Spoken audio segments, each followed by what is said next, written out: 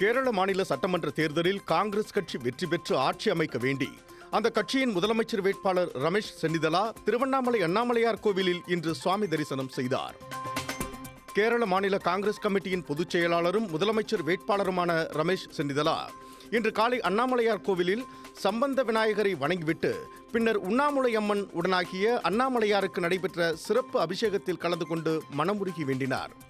கேரளாவில் கடந்த ஏப்ரல் 9, 2026 அன்று சட்டமன்ற தேர்தல் நடைபெற்று முடிந்த நிலையில் வரும் மே 4ஆம் தேதி வாக்கு எண்ணிக்கை நடைபெறவுள்ளது.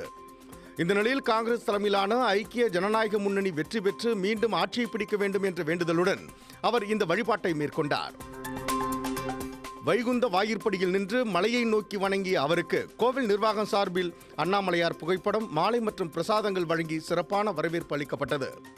சமீப காலமாக திருவண்ணாமலைக்கு கேரளா, ஆந்திரா உள்ளிட்ட அண்டை மாநில அரசியல் தலைவர்கள் மற்றும் திரைப்பிரபலங்களின் வருகை அதிகரித்துள்ள நிலையில் ரமேஷ் சென்னிதலாவின் இந்த வருகை அரசியல் வட்டாரத்தில் கவனத்தை பெற்றுள்ளது.